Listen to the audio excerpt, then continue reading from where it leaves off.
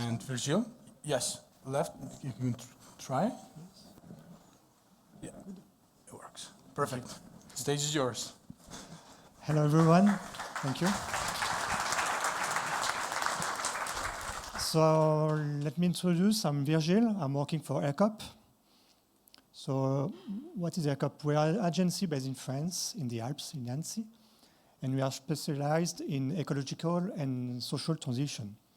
So we are working from the measurement of impacts, like lifecycle assessment, like carbon footprint. We are able also to work on strategy, eco-design strategy, CSR strategy, climate strategy, and we can also work on the governance models of a company. So here's some projects worked in the past with Salomon, Rossignol, Babola on shoes, Garmon, who is here today. Also projects like the 8 Impact, it's a company in France who are developing a recycling technology for shoes and other products, as you can see. So first, the introduction. I wanted to share the complexity of our products, textile or shoes products. And if we look at the value chain of a product, we can see that there is many steps, many processes, starting from the extraction of raw materials, natural or chemical raw materials. And then we have a lot of steps to develop and to produce a shoe. And then there is also the transport, logistics, the use of the shoe, and then the end of life. What can we do at the end of life if we have to recycle, to destroy? So let's keep in mind all these steps, all the complexity of the system, and at each steps we have impacts on environment, impacts on water, on air, on health. So this is the holistic approach and multi-criteria approach we will use in the next of the presentation. If we focus on the end of life, what we can do with the product, we can just reuse it. So this is the best solution, easier. We reuse the same product for the second hand, for example, use. We can recycle the product, 2 different types of recycling. First one with disassembly. So we first disassemble the components and then we can recycle, and we have a high quality of recycled materials. Or we can just recycle the totally shoes together, and then we can maybe decrease the quality because we don't separate sometimes the materials together. And then sometimes we don't recycle it. We just destroy the shoe. We can burn it. The worst solution is to burn without recovery of energy. We can put it on the earth, on landfill, or we can burn the shoe and use the energy to warm water or to produce electricity. So this is again and again the complexity even at the end of life. So I wanted to share with you first as an introduction experience based on a project I managed in the past. A project we worked with a German company to develop a technology to recycle a shoe. And I wanted to share, this is very easy, but to share with you what the idea we had from this project and what is something to improve or not to develop the recycling of the shoe. So first, we have difficulties if we have some parts, like metal parts or plastic parts at the output. So this is something that will give difficulties if we want to develop an automatic machine for the recycling. Also, complexity of the product. If we have a complex with leather, with plastics, metal, elastomer, everything, what can we do to separate the materials at the end of life? And more different materials we have, the more difficult it is at the end of life. Then sometimes it's just difficult to separate the materials because we don't know, for example, between a real or false leather. Sometimes if we don't have a label, if the product is a good quality, it's difficult visually. Then we need some machine, we need some test to understand what the raw material is. Of course, electronic components. This is something who can be even dangerous because sometimes in the shoe we have some battery, and if we leave this battery in a machine, then the machine can burn. So what can we do to develop shoes avoiding this kind of solutions? And then, of course, REACH regulation. What is inside our product? What type of chemicals do we have? Is it compatible with the legislation in Europe? If we have old shoes that have been developed 20 years ago, maybe the legislation was not the same as today. So keep in mind also these things. So as a recommendation, I will recommend to try to simplify the shoe, simplify the product in order to make it easier at the end of life for the recycling. Think about material density. If we want to separate the materials with a automatic line, is it easy or not to separate based on the density? Think about labeling the materials. If we have just a small label or small things to identify visually what the raw material is, it will help at the end of life. Electronics, try to put some removable electronics. If you need to put electronics inside, make it easier to separate and just manually take off the electronics. And this is something I would like then to speak about. It's what about durability?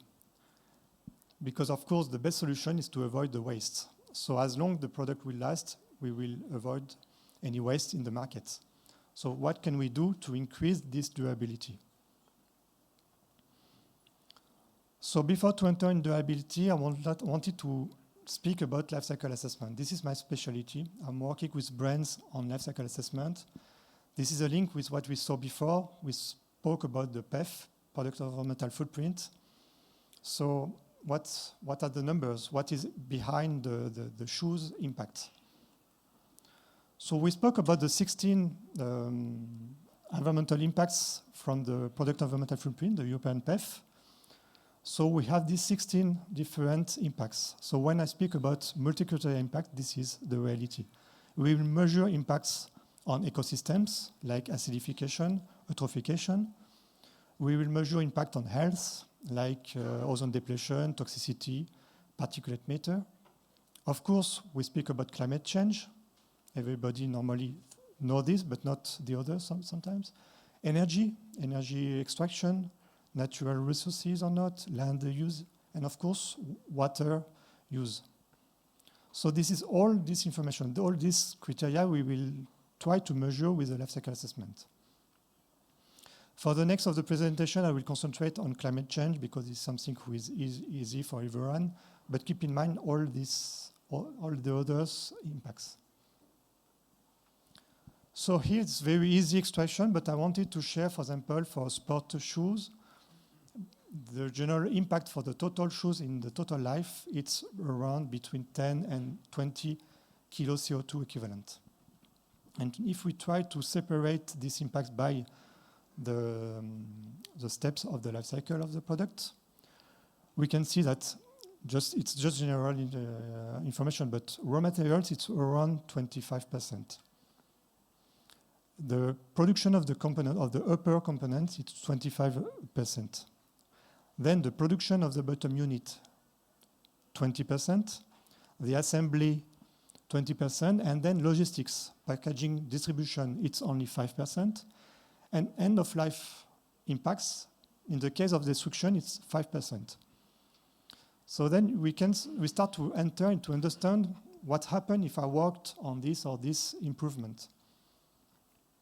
So total processes, as you can see, it's 65%, comparing to raw material, who is 25%. So I did a small calculation, small simulation. I said, okay, let's take a shoe where the impact is 15, with the separation as we saw before. And first, I want to work on raw materials. And I try to change my raw materials with more ecological materials, for example, recycled materials. And first, we see that only raw materials is 25%. And on the left side, we have the impact of 1 kilo of raw materials. So if I start to change only a small percentage of a small percentage, at the end, I can maybe decrease my impact by 10% on the total impacts, just changing raw materials. And only on the case where I change 100% of the raw materials. So if you just change some yarn, then at the end, the impact will be very, very low. Then what happens if I try to recycle my shoes at the end of life? First, I will cancel, let's say it's an easy situation. I cancel the end of life. I recycle it. So I cancel 5%. Then from the PFCR for apparel and footwear, we have what we call the circular footprint formula, who gives the opportunity to calculate a credit because I recycle the materials and I will put it again in the market, then I can valorize and have credits on my products. So recycling plus credits of raw materials at the end, 15% more or less. Then I can work on processes. This is a link with the section 1 we had this morning. We saw that all processes is 65%. So if I start to work on my processes, I try to reduce the impact of energy consumption, of waste. Then maybe I can decrease by 50% maximum the impact. So it starts to be interesting. And it's not one on other one. We can change raw materials, recycle the product, but always think about processes. And if I reduce the quantity of raw materials, I will reduce the quantity of processing. And then, when we see the study in the literature, for example, the first solution we need to develop to reduce the impact of a product is to increase the lifetime of the product, to make it last longer. Because then, in that case, I will reduce not only one line, but the total impact of my product. If I double the life of my shoes, I will reduce by 50% the total impact. So then we can work on all steps. But if we work only on raw materials without thinking processes, without thinking end of life, and maybe decreasing the quality of the product, then we will maybe cancel the benefits of my eco-design on only raw materials. So now I wanted to share with you about durability, what is about. For the brands, it's making the product more robust, increase the quality. Maybe think about how I can repair my product, how I can repair my shoes.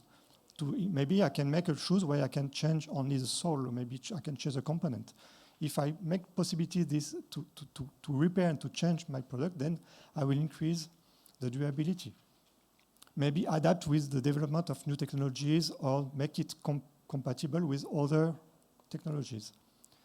Make my product easy to care for, easy to clean. And also for the consumer, how I can help my consumer to understand how we can use better the product, how we can clean better the product. Last month, we saw that Refashion, I don't know if you know this Refashion, we spoke about the responsibility of the brands to work on the end of life, on the recycling activity, and Refashion is in charge of that in France. Charge how to collect, how to develop the recycling of product in France. And they have communicated a new guide last month. You can download it. It's for now only in French, but I hope there will be a version in English. And they give some feedback based on a study who has been made by brands on durability. And it's very interesting to see what they have developed. Of course, durability is not the only one. We speak about physical durability in this guide. There is also the durability based on the way the customer use the product, not only of physical durability, and of course repairability, recyclability is also interesting, very important.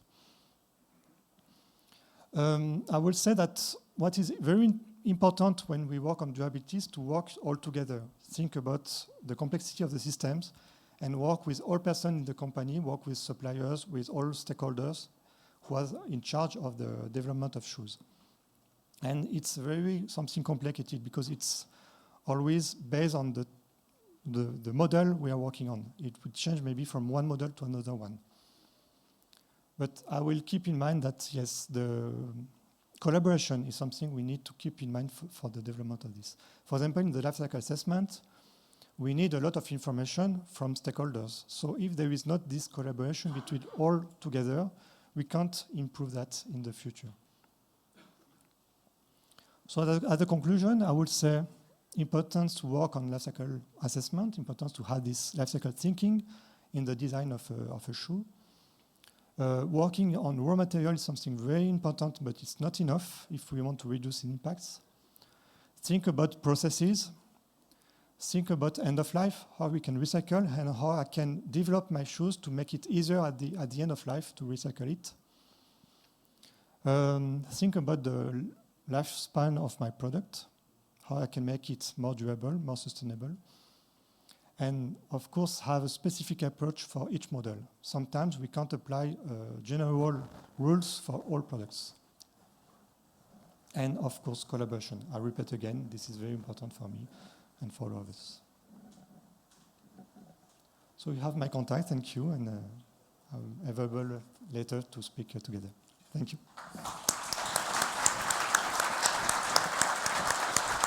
Thank you. Thank you, Virgile. Thank you very much.